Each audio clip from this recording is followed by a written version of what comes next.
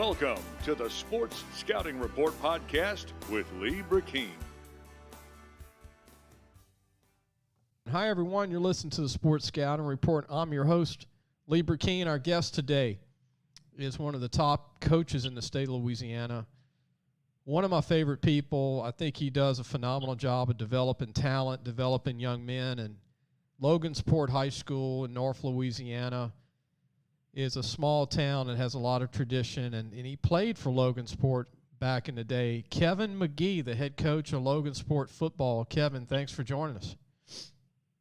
Hey, man, I appreciate you having me. Always fun to get on here and talk a little ball. Yeah, man, talk some ball. And before we get started, we're going to talk about your team. We're going to talk about John Stevens Jr., talk about you've got Barnes, who's at ULL, a true freshman I thought was an LSU player. We're going to talk about your former coach. We're going to talk about your state title when you were a player at Logansport, when you were a quarterback. And I've got a bunch of LSU stuff we'll talk about: baseball, football. We'll talk UL, Louisiana Tech, and Northwestern State, which I know you don't mind us talking about Northwestern State, where you went to college. We're going to before we get started, I want to thank some sponsors that are allowing this to be possible. John Harvey Toyota, which is not far from Logansport. It's in the area. I know everything within an hour and a half. In Bossier City, Shreveport, John Harvey Toyota. Also, Harvey Subaru and Lexus of Shreveport, Bossier City. Low prices, honest people. Tell them Lee sent you. And also Medine's Collision Center on Kincaid Avenue in Baton Rouge. If you need a paint job or car repairs, you got to call them at 357-7983. It's 357-7983. And also a new sponsor we have, Treads and Care, which is a big-time company in Baton Rouge. Treads and Care is a great company that, man, if you need tires and you need brakes and you need anything, you got to call Treads and Care Tire Company on Hooper Road, Park Place Drive, brand new, beautiful building. Devin Holly, the owner, been in business since 1971. You've got to talk to him. 331-8144 is their number. That's 331-8144. Hey, look, they're huge. Everybody I mentioned, Kevin, all these sponsors are huge football fans, and they believe in what we're doing. They believe in what you do, and it's allowing us to have this show today. But I want to get started and talk about back in the day when you were at Logansport as a quarterback. A lot of people don't really remember this that are, maybe young, under 40 maybe, or maybe they just don't know if they're not from the Shreveport area. But you threw for 83 touchdown passes once upon a time at Logansport. 83, man. Yeah, and at that time that was a pretty good number, and it kind of fell under the radar because we were predominantly a pro I team, and we ran the ball downhill. But we were so good at running the football, it allowed me to make some easy completions and get some touchdowns, and just over being a 3-year starter, just kind of racked up. And then my senior year, we kind of molded into a single back team and ended up throwing it a lot. And again, we had a great running game, and again, I allowed for me, to do some things through the air, and had some really good receivers and great coaches, and man, we had a great time, fun throwing it around. Some guys that I'd grown up with, and we had grown up together, had a lot of success, man, and it's one of those experiences that kind of molds and makes who you are, and it's one of those deals that never take that away. I mean, it's phenomenal, and we're still great friends and great memories. I want to mention this. We got Kevin Magee, the head football coach, on from Logansport High School, not far from Shreveport, not far from Natchitoches, right there in the center there, close to everything. But you played for Coach Dale Morvan, who's one of the great coaches. He coached you. Y'all won a state title in 1995, man. And a lot of people don't remember that Logansport went 15-0. Y'all won 15 games, undefeated. 1995, you played 94 to 97 at Logansport. Y'all defeated Mangum in a hell of a game, 33-32, state championship game. You threw 5 touchdown passes to Robert Davis, an old name from the past that went to LSU. Yeah, phenomenal athlete. I mean, we had 2 SEC guys on the Class A team. That just doesn't happen. You know what I mean? Yeah. You have two guys that are that athletic. Cisco Perkins, obviously, was our tailback, ran for 1,000 yards in 4 games in the playoffs. And again, kind of like I said earlier, that's what allowed for us to open up that passing game and really let it go. And had to throw it when it came down to it. Robert, obviously being a 4.3 guy and just an unbelievable athlete. We made history that day, and it's one of those memorable deals for our town and our people and our coaches. And again, Coach Moran, he's still our school. People don't know that he's our school board member now. And wow. He and I are just as close now as we ever were. I mean, he's not like another father, family member. His son and I are still really close. So it's a family affair around here, and I wouldn't trade it for anything. Also want to mention that, and Kevin, I actually hung out with you 3 or 4 nights. We were in San Antonio for the coaches convention, the college coaches convention, and talking shop and football. But I just thought of something. I went and saw you play I don't know if it was your senior year or junior year. I think it's the year y'all won the state title. But do you remember traveling to Chapel Trafton or Trafton in Baton Rouge and beating them in the playoffs or during the season? Absolutely. I was there. I was at the game. We got up really early, and they had the quarterback was named, last name was Black. It was Nathan Black's cousin, who ended up playing with me at Northwestern, and then Sean Cangelosi, who I played with at Louisiana Tech. Yes. And they came back and made it a really, really close game.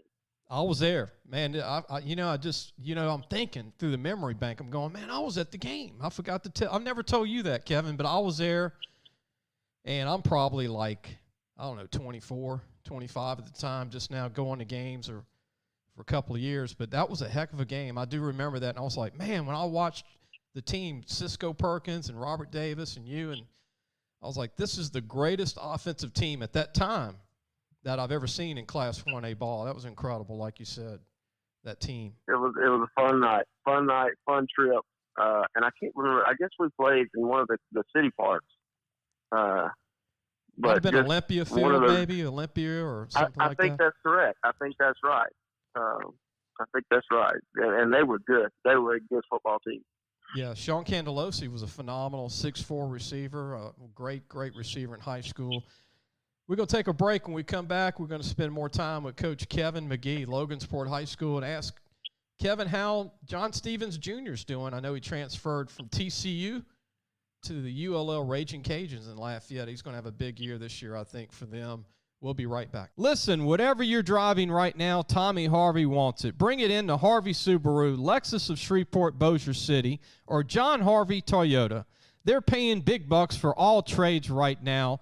They'll cut you a check right there. Tell them Lee sent you. Welcome back. You listen to the Sports Scouting Report. Our guest today is Kevin Magee, the head football coach at Logansport High School. Won a state title as a coach there and as a player. And want to mention, Coach, John Stevens played for you, junior. The late John Stevens, who's his son. And I remember you telling me about John when he was a sophomore playing for you, and he's gotten bigger. He went to TCU. Now he's at ULL. What do you think of John now being at ULL in Lafayette? I think it's a good fit for him. When he went to TCU, I was all in. It was a great deal for him. They recruited him really well throughout the process, and they saw the potential early, and they got on him and stayed with him.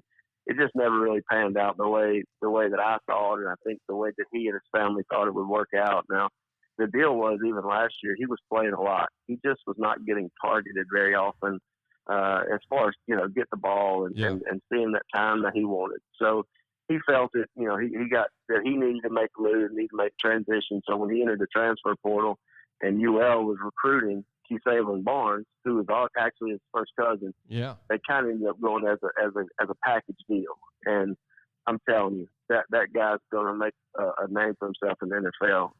Just for, from a notable standpoint, John's freshman year as a true freshman in college, he bench pressed 400 and power cleaned 400 in the same 2 lifts. Wow.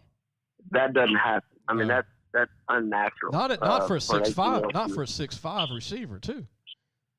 That's right. That's correct. It's not a 5'10" compact guy. He is a 6'5" and a half, 6'6", 225-pound receiver. So that's correct. You got to take that into account. And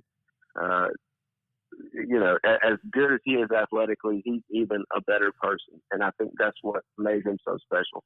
Well, he's got 2 years left, and you know this. UL has a lot of talent, and he's now going to be one of their main guys with that kid from Thibodeau. Him and Lacey are going to be their main two guys, I think, this year. You were mentioning Savlon Barnes, who just signed, who's going in as a true freshman from you. You kept up with what I was saying. I ranked him as an SEC player. I know you think highly of him, and I think UL got him a steal, an NFL guy. And I wanted to mention this. This is a young man that had to go through a lot of tragedy, Coach, as you know, losing his mom in high school. Tell us about that story and what he's been able to overcome.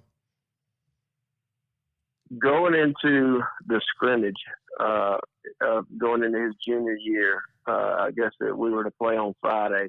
Wednesday morning, I get a call that his mom had been rushed to the hospital. Or he calls me actually 8 o'clock in the morning. My mom's going to the hospital. I'll be back at school, be back to practice. I'll call you later. In between him getting there, somebody called me and told me, said, "Look, Coach, she passed." So I leave school, go to the hospital, and she's like 35. She's relatively young, and she has a massive heart attack, and he loses his mother. So he has to deal with that as a young man. I can't even, begin to fathom what went through his head for the first 6 weeks of the season. He actually, through those 6 weeks, I never pressed him, never pushed him, never told him you have to, you need to. You come back at your own rate. You tell me what you can do, what you can't do. And it was just such a roller coaster, ebbs and flows of the season. But he ends up finishing his junior year really strong. And I think that whole process and, that having gone through that made him such a more mature, stronger adult. And so when he came to his senior year, man, he was ready to go. And so obviously his senior year, we're dealing with COVID. I'm talking with the guys from UL. I'm talking with Q Savon. I said, look, man, there are no guarantees in this game. So my suggestion would be, and we came to the decision, commit now, and let's see how this plays out. It guarantees you 5 years of college football and education. It guarantees them the best player in the state, in my opinion. It was a good marriage. And so through that process, he made several trips. They stayed in contact. They called him on I'll say a bi-weekly, routine, 2-3 times a week. And so through that connection is kind of how John saw him being in contact with him. And so that connection made through John also. But, I'm with you, man. I think he was an SEC guy. He looks like he's 22 right now, physically, mature mentally. And I told them, y'all are getting a steal. Big time. But I think it's a good fit. I think it's a great fit. I think he will do phenomenal things there. I think he'll be a player. I think he plays early. I think he plays this year. I do too. He's just that type of athlete.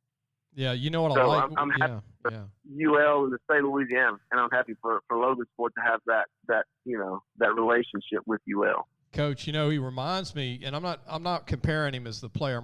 I'm comparing him as far as body maturity. He reminds me of Jamar Chase. It's just his maturity with his body, his strength. To go in, like you said, go into college at 205, 6'1", running 4.45 or better. Tough, strong kid who's going to get out of man coverage, and he's going to be tough to lock down. Could be a slot for UL. And I think he'd catch 34, or he could be a running back like he was for you, a corner or a safety. I mean, he could be a lot of things. I agree. And they recruited him as a secondary guy because his junior year, he primarily was a DB, played corner, played a little bit of safety. And then as a senior year, I mean, he rushed. He kept us in every ball game as they're at the running back position. I think they're going to be really surprised at the things he can do, maybe as a returner, as an offensive guy. Their idea was if he kept gaining weight, he could be a 210-pound safety who plays downhill. Yeah. That's what I felt like was his better fit. But, man, you just never know what those guys do once they get down there and they start getting in the weight room and eating even better than what they did here and maturity. And he's going to be a player for them before it's over with. Coach, he might even get up to 215 of muscle, and Coach might want to put him at running back. He'd be a stud running back for them. Right. We're going to take a break and come back with more Kevin Magee, head coach at Logansport football team. And We're going to talk about Logansport's team coming back, some of his top guys. And also, I've got a bunch of LSU stuff. I want Coach Magee to get his thoughts on LSU baseball. We got a lot of stuff to talk about and some football stuff with LSU. And also UL. UL got a big football commitment this week from a quarterback at Madison Prep, Zion Chris, who I think is a big-time player as well. We'll be right back. Looking for a used car? Harvey Autos has 3 dealerships, which means 3 times the used vehicles. They've got everything from fuel-efficient compacts to luxury models, even hybrids, and certified pre-owned with a warranty. Check out John Harvey Toyota, Harvey Subaru, or Lexus of Shreveport, Bossier City. Welcome back. You listen to the Sports Scouting Report. I'm Lee Brecheen, your host. Our guest today is Coach Kevin Magee, the head football coach at Logansport High School, which is not far from Natchitoches and Shreveport and not far from Keefeville and, you know, all those areas. It's to me, everything is, you go in a circle and you got football from Menden all the way to the Flatwoods. So, but, you know, it's a lot of football. We're going to get to Coach's team coming up, but I want to mention really quick, Coach, LSU baseball is on fire right now. They got a new coach from Arizona, and he's hit the ground running, and within 5 days they picked up 3 All-American baseball players.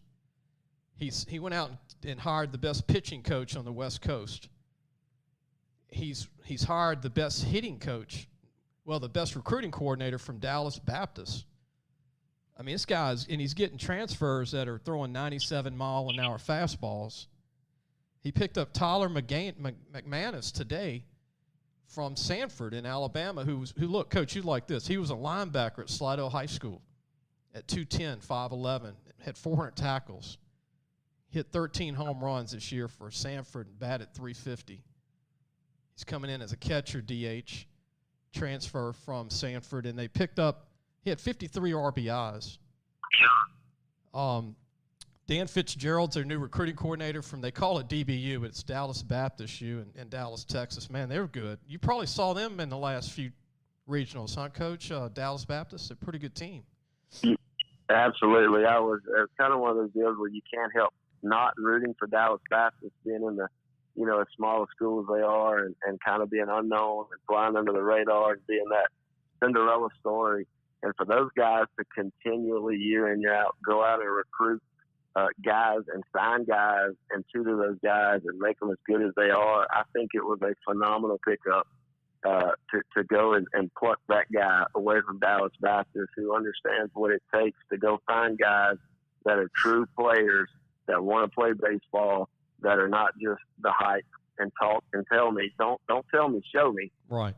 I think that's phenomenal for LSU to go pick up a guy like that who not only can recruit the state, but he's going to have roots in Dallas, which I think is, you know, obviously where the other place to go get them.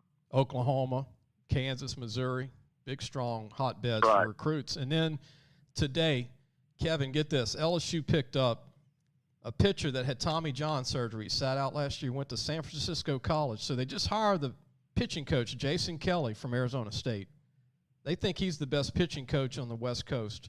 The next day, he gets a transfer from this Eric Rieselman, throws 97 miles an hour. He's coming in a right-handed pitcher to be a grad player for LSU. 97 miles an hour. You don't pick those guys up every day. No, and I think that's what LSU's got to get back to. It's not expecting the guys to come in, but going out and actively recruiting the best players of the country. They want that attention, they want that notoriety, and they want to know that they want to be wanted. I think there was a time when LSU baseball, the name, drew those guys in, and they just naturally gravitated towards Baton Rouge. I think it's different now with social media. You've got to go out and show those guys some attention, and I think that's what this new staff will do. I think Mississippi State and LSU and Vandy and Florida are going to be the class act still. I mean, LSU, like you said, they just need to turn it up again, and they are. They picked up Jacob Berry from Arizona, who had 18 home runs. He's a first-round pick in 2 years. They said he's draft eligible next year.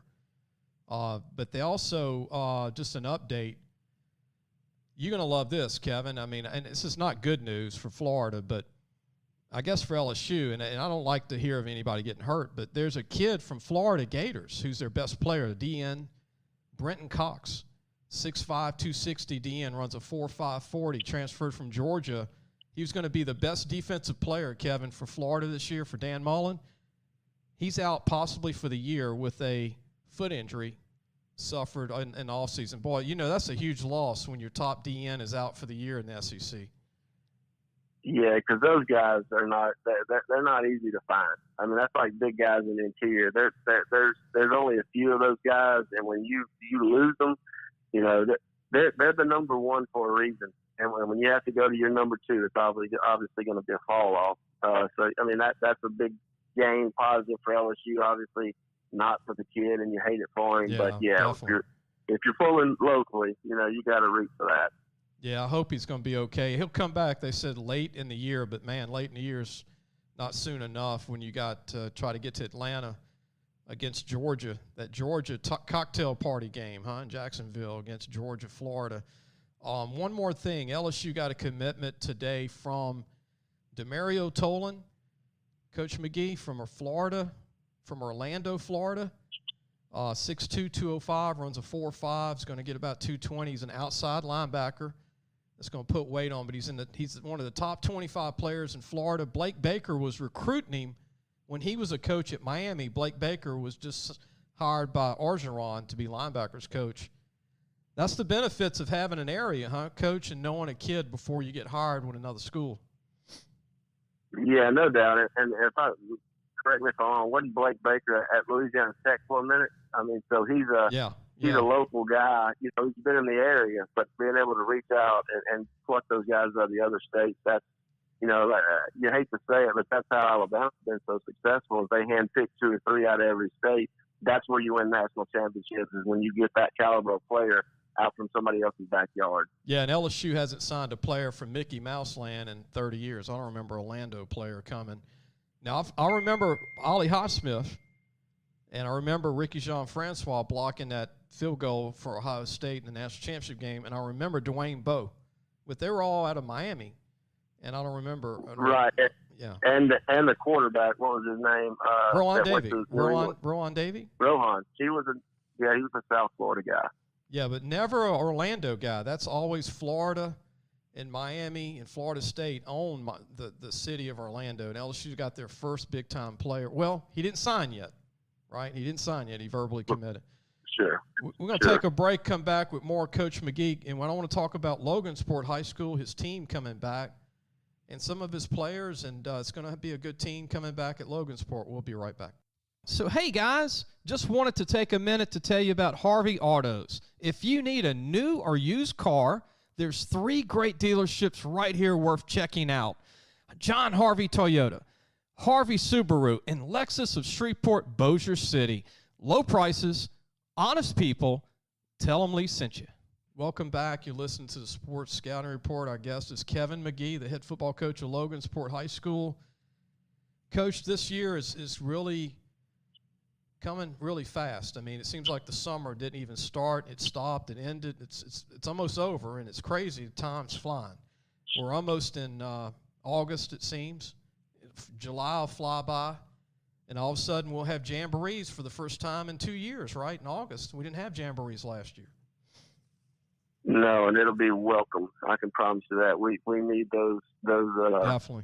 Those games, those scrimmages to kind of gauge and see where you're at. So that we'll be happy to see those come back. I'll tell you what, if I was a teenager or a coach, you know, in the past, coach, kids go, it's hot. You know, heck, everybody's enjoying it being out there now. Everybody's enjoying being a part of it now, and not, you know, last year not being a part of it the first time in 100 years. But I'm excited for jamborees. I'm excited for the season to come back. I'm excited to go on the scrimmages. Coach, tell me about your team. You've got a sleeper receiver that I like.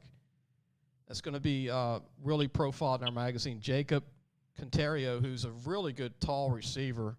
We'll talk about some other you guys. You got Javen Claybrook, that's a very good player. He's a versatile tight end / receiver, a big guy that can run. But what do you think of the team coming back this coming year? You had a young team last year. Yeah, we were super young last year. We only had four seniors and two that played either way. So we returned 8 on either side of the ball, and guys that got some, a lot of quality reps and a lot of experience. And so that group, I'm really expecting a lot out of.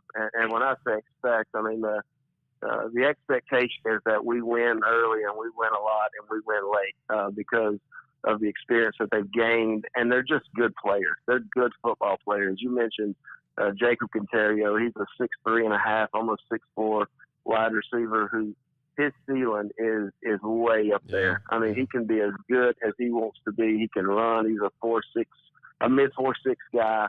He's long range with big hands. Jaden Claybrook, about a 5'11.5". He's bumping 6 feet, but he's like 210. Not the breakaway 4.5 speed.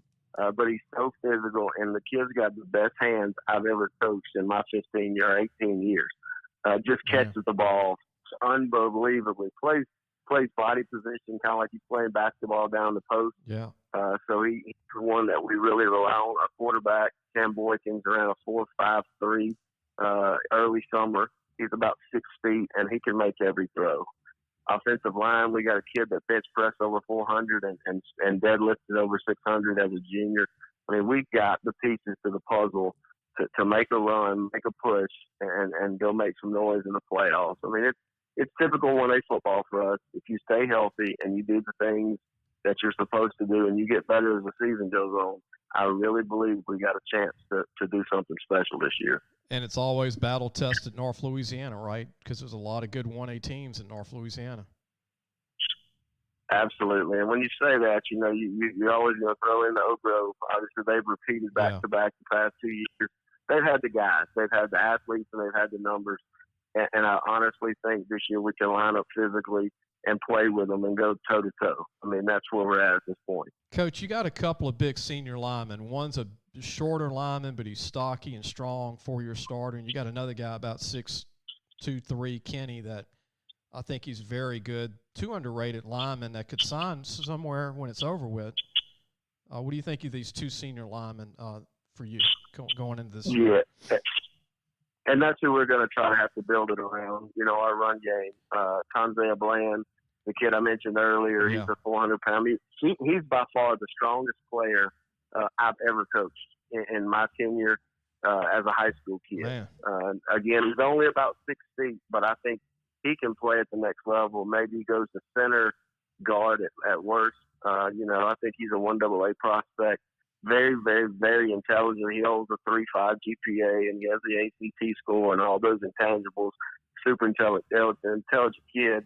And then the other one is Colton Kenley. He's more on the 6'3", longer arms. Again, super strong kid. He's a 3-year starter for us. But with those 2 anchoring our offensive line, we should have a solid run game, be able to protect in the pass game, and both of them can run, which helps us in our screen game. So, yeah, we're excited about those 2 guys. They've been down there doing it for a long time, and we expect a lot of big things out of them. And, Coach, what's most exciting, that you already know this, but every coach has about 10 or 12 kids. They don't know what's going to happen between now and fall, and it's so exciting to know, hey, if I can get these 12 guys to step it up, if I can get this guy to go in the weight room all summer, if I can get this guy to buy in on the game plan, if I get these guys to learn the O in defense, I mean, isn't that what's exciting about coaching, is teaching these guys? And you always got a group of guys that if they do what they're supposed to do, it's a great to see when it happens. It is, and I think I sound like a broken record to my kids sometimes, because you got that core group that shows up to the weight room every day. They eat right, they treat themselves right, they do the right things, they have the right attitude. And then you got those that next wave of guys that they miss here and there, and maybe they're not doing exactly what they need to be doing. And my message is, if we all did exactly as I'm asking you to do, I can promise you we will make memories that you will never forget for the rest of your life. You can be heroes or gods around Logansport for the next 80 years if we continue to do those things and keep that trend upward and be productive and be positive and get better every day. And for the most part, they buy into that. And I think that's what creates a culture of positivity and a culture of winning, and the belief that we can do those things. Yeah, and I just, I love to see when seniors turn it on and maybe they didn't have a good junior year, sophomore year, and all of a sudden the light just goes off, and these guys just start playing the way they look, or they play the way that you're trying to push it out of them, and finally it happens. Coach, I want to mention this. Speaking of North Louisiana, you remember when Faraday was really good 4 years ago? They were loaded. Oh, yeah. They had the guys. And then one of them, unfortunately, is leaving LSU. Dare Rosenthal, 6'7", 330, offensive tackle, is transferred to Kentucky. Is that going to be weird to see a guy start from LSU and not sit out, and all of a sudden he's starting for Kentucky? And then Eric Gilbert, who was a tight end, is starting for Georgia. And, I mean, it's all over the place now in college football. Yeah, I mean, I think it's the free agency in college football, and I'll be honest with you, I don't know, I really don't agree with it. I think there has to be some penalty because it's they want to be satisfied right now. I think there's got to be some point where we've got to work towards satisfaction and go earn that. I get it. Sometimes things don't work out. You need to change the scenery. I did it. I went from Tech to Northwestern.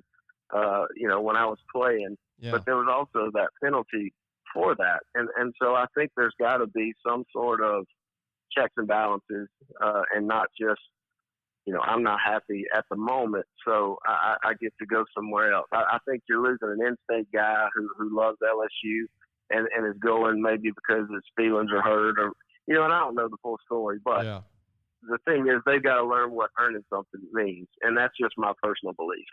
You know what? And I grew up in the 70s and 80s, and you grew up, 80s, 90s. But here's the deal. I grew up watching football where when a kid signed at a D1 school at the highest level, you at least go through a 12-month calendar year. At least go through a whole season in a spring, right? At least go through 1 year. Now you got guys leaving in 3 months, 6 months, 5 months, and they don't even go back to the next spring to see if they can even beat a guy out. It's just, but it's competition. I mean, we've got to breed a competitiveness in kids that's going away from us, and that's what's scary. It is. And people say, "Oh, y'all are just old school." No, it's just the game needs some rules. Like you said, we need to retinker what we're going to do because I'll tell you, like you said, it's getting to be free agency, and I think these kids in college getting paid is okay, but there needs to be some rules probably after this first year. I'm sure things aren't going to go great because the playbook for the NCAA is never completely perfect. But I think there's going to need some stop signs and speed limits on these likeness and imaging. There's going to happen, or it could get out of hand too. Don't you think, Coach, if they don't have it under control? Yeah, and I completely agree. I saw where at the University of Miami, whoever, there's a booster that signed the entire team. Yeah, and every kid's going to make so many $1,000s. Well, that's just another recruiting tool. That's not an image and likeness, for an individual. That is 100% what is it going to take to get the best kids in here. And I think we're going to look at something where, you get them on campus and they're not bought in or sold on coming in and working on football, but more on working on whoever's hired them. And that's another thing that's worrisome to me. Please leave the company logos off the kids' jerseys and socks. Please. Right, no doubt. No offense I don't care whose company it is. I'm not going to mention any, but man, I want to see college stay at least something college, I agree with that 100%. I don't want to look at a kid and you're like looking at a NASCAR car with all these advertisers on it. I mean, it's just not. And that's a great analogy. I was actually thinking, like minor league baseball in the outfield. Yeah. Just something's got to stay. But Coach, any final thoughts about this coming season, Logansport, your summer? I have a question from a listener that found out you were going to be on today before we go, and they said, ask Coach Magee what his favorite hobbies are when he's not coaching all the time. Man, I like fishing a little bit, spending time with my kids. My kids we love going to the lake and doing a little fishing. We hunt a little bit all season. Not a lot. I mean, we're simple people, and we stay around the house and, you know, stay in the swimming pool, and just love Logansport football, to be honest with you. Yeah, man, dedicated. We need all these coaches coming up to hear this interview. Old school, dedication, love it, passion. I mean, that's why you're successful. And I think I told you a year or two ago, I think you were 0-5 one year and you came back to make the playoffs. And I think I texted you, I said, Coach, it's going to be all right. And you're like, yeah, it will be. I'm like, yeah, that's the kind of attitude you got to have, you know, when you start 0-4, 0-5. We were 0-5 and made the semifinals. You know, I mean, it's put your head down and go to work. Here's what it is. You know, you got to have short memory and get better. And it's not where you start, it's where you finish. You know, and right. I think that's my mentality. Coach, don't go anywhere. Don't hang up. I'm going to end the show. Everybody go to lafootballmagazine.com. If you want to pre-order or preview magazine, please support what we do. All these Logansport kids will be in it. We're going to have a good preview on Logansport and Coach Magee and his team. And we're not going to over-pump it too much because, you know, Coach wants us to make sure we don't over-pump because these kids got to still work, right? But it'll be a good preview on Logansport, and we promote all close to 300 schools, count MAIS, and all the 12 colleges will have a recruiting section. Go to lafootballmagazine.com. I hope everybody enjoyed the show. We'll see you on Monday.